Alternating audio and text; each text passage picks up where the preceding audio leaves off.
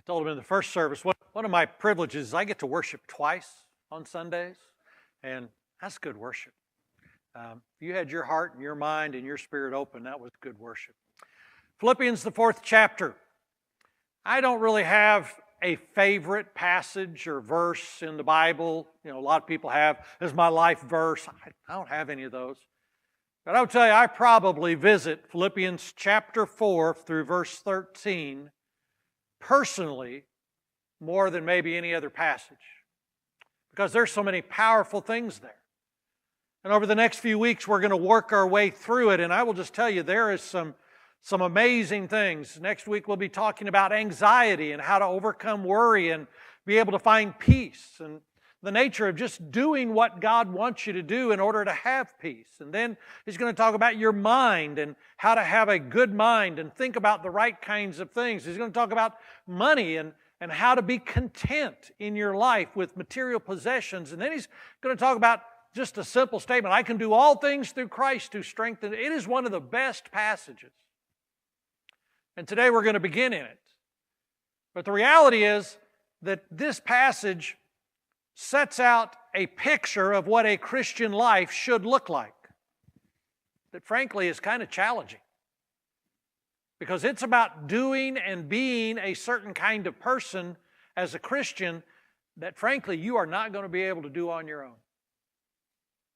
But it says some wonderful things. And so today we're going to look at two. It's really two small sermons stuck together.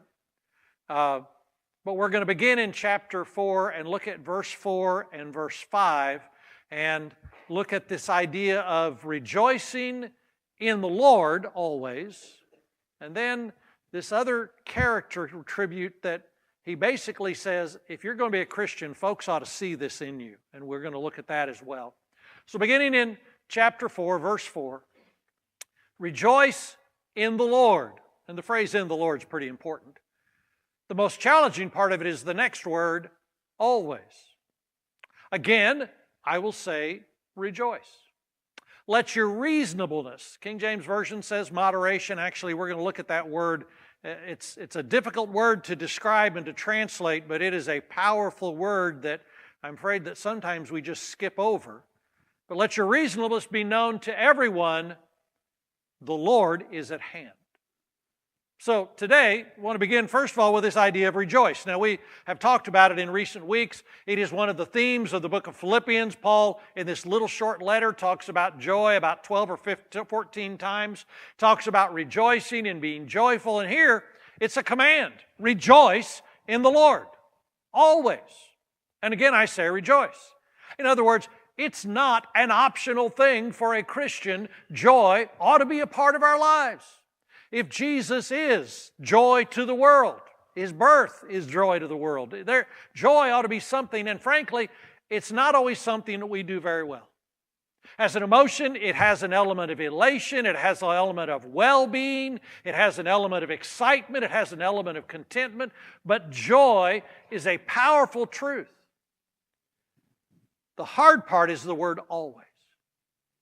And today I want us to think about that a little bit, and the best way I know to do it is to kind of break it up in three parts. First of all, understand that there are some times when joy is really pretty easy. I mean, it's kind of a no-brainer. It's just natural. The circumstances of our life are such that joyfulness, elation, happiness, excitement, they're natural. It's almost as if God has created things in our world that are joyful.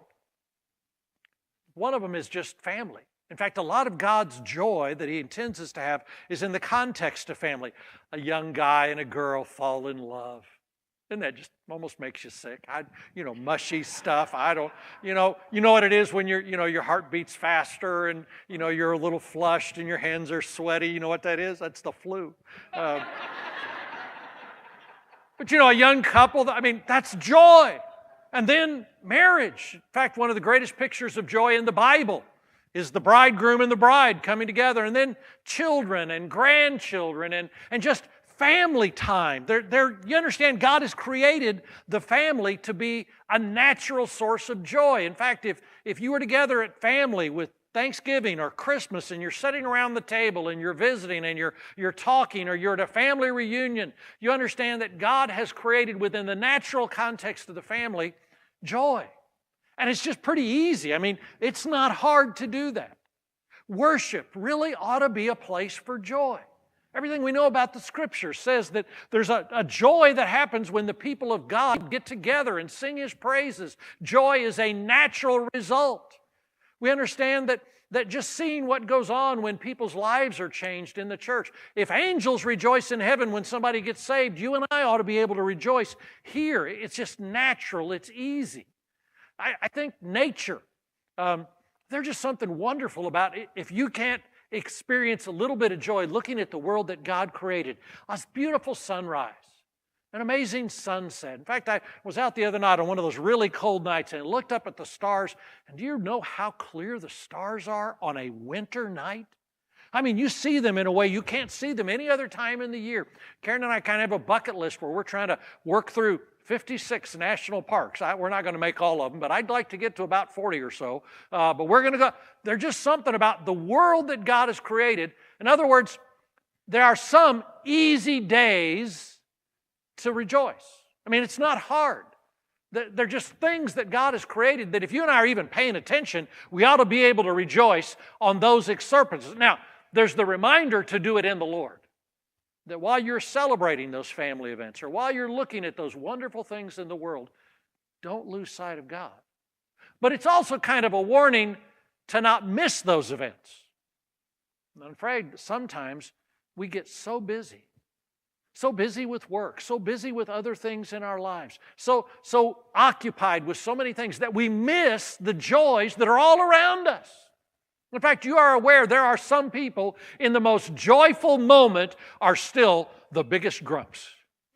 I mean, they have made a choice not to be happy. I don't care how many good things are going around me. I am not happy, and by the way, I just soon you not be happy either. And there are people like that, and you know them. That they miss the joy of the Lord. It's there, it's right. I mean, it ought to be easy to accept and take and experience the joy of God in some of those moments, and sometimes we allow ourselves to be distracted spiritually and we end up missing the joy of the Lord. And there are individuals who, it's not just that the glass is half empty. They want to take the glass and throw it on you if you're trying to be happy.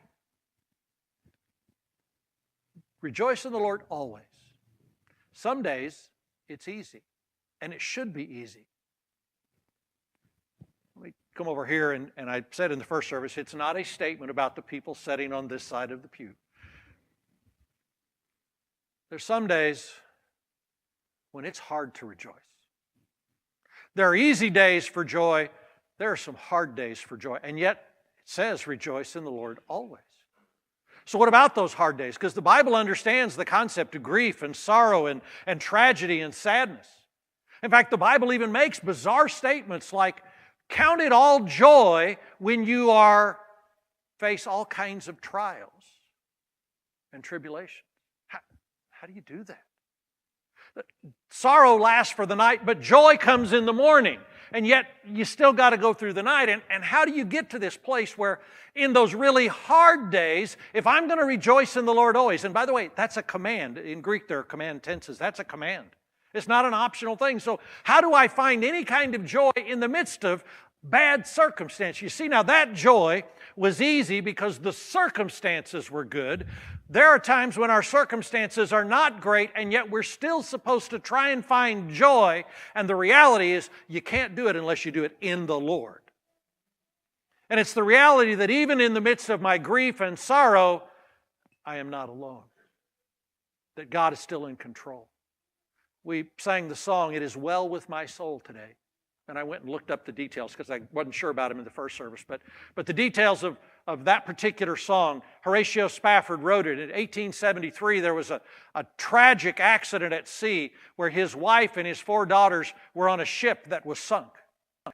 Ran into another ship, and the ship went down, and the wife survived, but all 4 of his daughters were killed.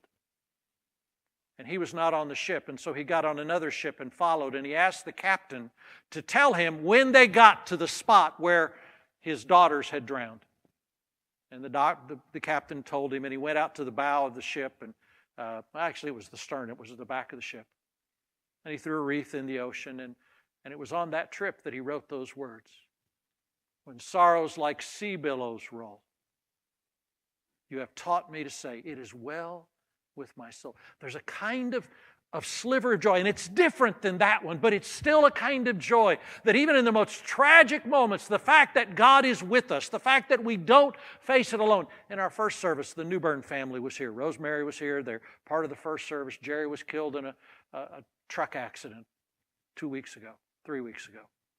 And all of her children were with her, and grandkids were with her, and they sat in the pew, and they were here in worship. And just that idea of thinking about how do I find any kind of joy in those hard days? Well, it's got to be in the Lord. It's that I don't get caught up in dwelling just on my circumstances, but in the midst of my circumstances, I keep my eyes on Jesus Christ.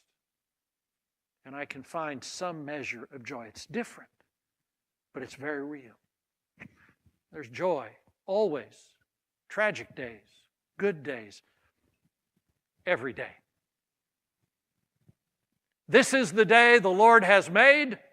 I will be glad and rejoice. Do you understand? That's a choice. That's a decision. That is an act of the will.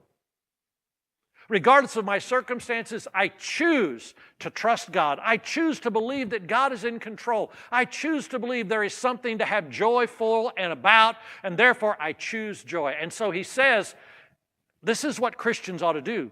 They ought to be joyful people.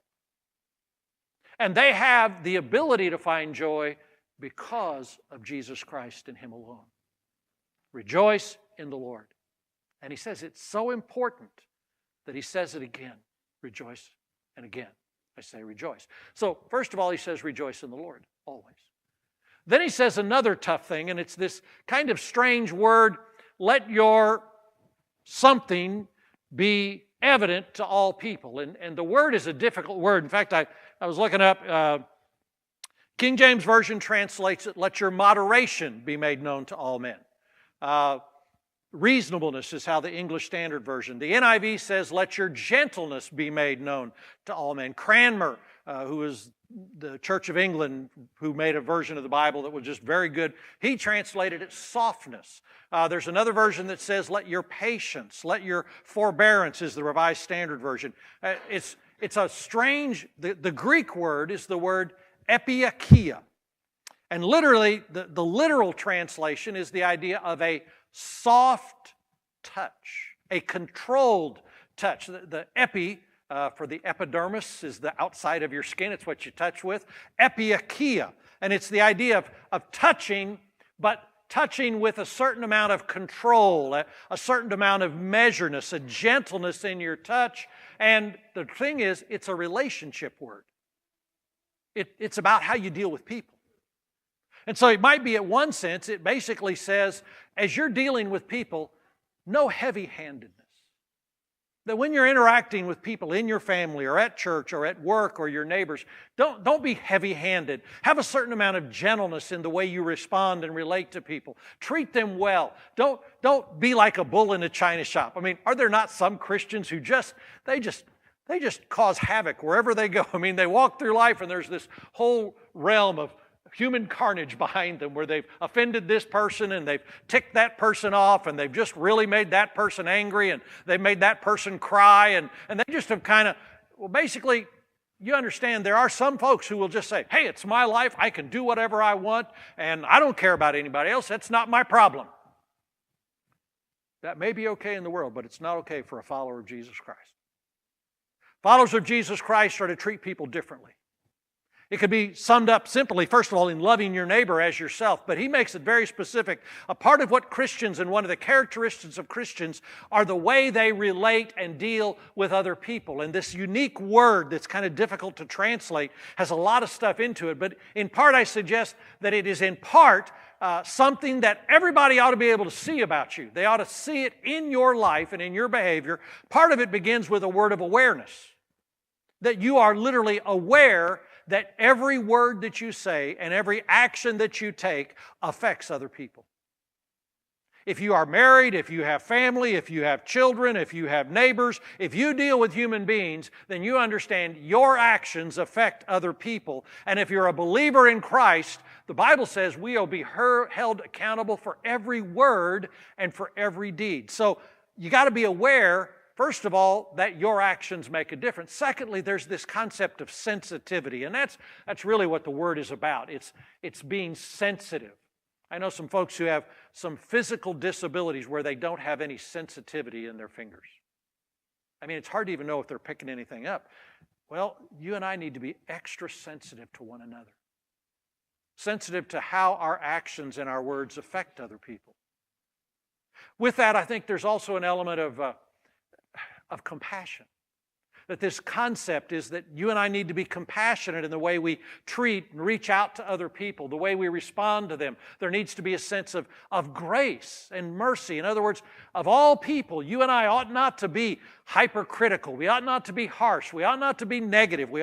There ought to be a sensitivity in the way we deal with one another and the way we deal with the people around us. There's also a sense that it has to do with wisdom and judgment, to make good choices in the way we treat with people. For instance, all of us see people who need help, who may need somebody to really reach out and make a difference. And sometimes the most difficult thing is, how do you reach out and how do you help them? And how do you know how to help them? And sometimes we just want to blurt in and just say, straighten up, stop that, do something different. We just want to fix them immediately, and that's not always the right way. This word says that when you relate to others, there has to be this sense of sensitivity and grace. And by the way, people saved by grace ought to be gracious with other people. And there's this amazing sense that he says this is something that other people, the world, ought to see it in you. Now, obviously, if you and I are joyful, will folks not see that? And I'll tell you what, if you find some joy in the difficult days, people will notice that.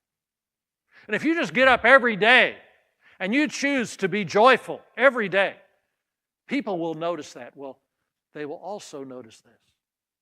In fact, I think in some ways I would suggest that it's people skills.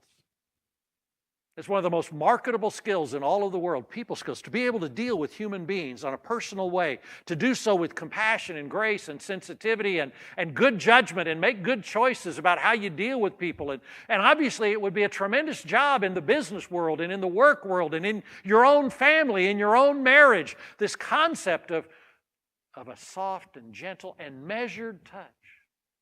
That means, yes, sometimes you reach out and sometimes you're careful. And in fact, this idea of making that good choice, I shared at the first service. Years ago, I had an older pastor talk to me about shaking hands. And he said there's kind of an art to shaking hands. That some people shake firm hands. I mean, it's like, we are making $1 million on this, and by the way, it's a strength test, and I'm not letting go until you let go. And there are people who shake hands that way. And then there are the dead fish handshakes. You know, kind of, And understand, then he went on and said, but there are some people who have arthritis, have difficulties, and their hands are exceptionally sensitive, and they can't shake hard. And if you shake their hand too firm, it actually will hurt them. And so he said, what it really comes down to is a pastor, when you're shaking hands, and I know I've messed up shaking hands for today. Going out the service, it's going to be weird. I understand that. But, you put your hand out, and you let the other person put their hand in, and then as they grip, you match their grip. And if they shake firm, you shake firm. And if they shake very small, then you shake, you match it. There's a sensitivity that says, okay, I'm going to relate to you, but I'm going to take responsibility to not do too much or too little. I'm going to match that. And I think this is a word that says in every situation where I deal with people, I want it to be not about me. I want to think beyond myself. I want to think about that other person, and I want to be and giving them the touch that they need. And that's something that I do only by the wisdom that God gives me. So now, we've got these two kind of weird things. One is joy, rejoice in the Lord always. It's a command. Let your moderation, your gentleness, your reasonableness, your epieikeia, let that be evident so everybody can see that. These are obviously two things that are amazingly important and will make a world of difference when you and I live out in a sinful world. And then he says, and here's the reason you do it. Because the Lord is at hand. Now, that can mean two things. There's two ways probably to interpret that phrase. One is, live as a joyful person, live sensitive in the world because the Lord's coming is at hand, and you and I are going to stand in His presence any day now, and we're going to give answer for every word and deed. So therefore, pay attention to how you're living today because the Lord is coming is at hand. And that's probably true, and that may be what he meant. But there's also the idea that that phrase, the Lord is at hand, says that no matter how difficult these things are, you can do them because the Lord is at hand. That He's standing right with you. How do you have joy in difficult days? You only do it because the Lord is with you. How do you really find the strength to just be joyful every day? Well, you only do that because the Lord is with you. His hand is there. How do you really acknowledge Him? Well, you acknowledge He's... How do you really deal with difficult people and learn how to have conversations and how to involve yourself in other people's lives? How do you do that? Well, you do it, and you're able to do it because the Lord is with you. Now, these are two difficult things. I'll be honest, when I first started in ministry, the moderation, the dealing with people was hard for me. A lot of my own insecurities, and I was worried about what other people thought about me, and there comes a point where I quit thinking about me and I start thinking about other people, and God has helped me to try and learn to do that, and I've tried to get better at that. I will confess I still struggle with the joy. Part of it is I'm not very emotional. I mean, there are some people who are way up here one day and then they're way down here, and I'm kind of here.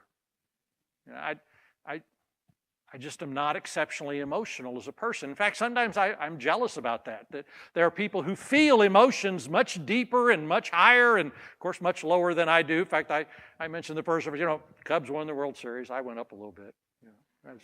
I just don't get real excited. I don't get real depressed either. But this is just kind of where I am. And honestly, I wish I could do joy better.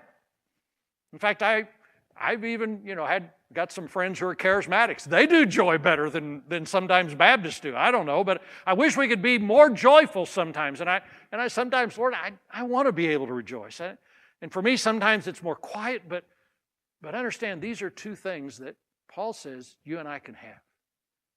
He's got a lot of other things he's going to talk about, but these are two.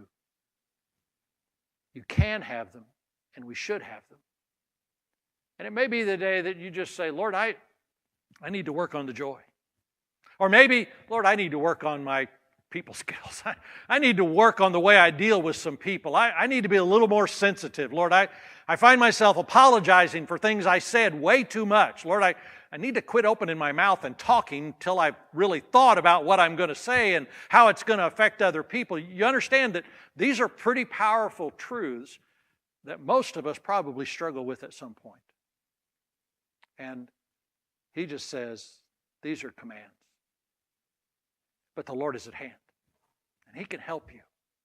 And someday we are going to answer for Him, so it's worth making our best effort.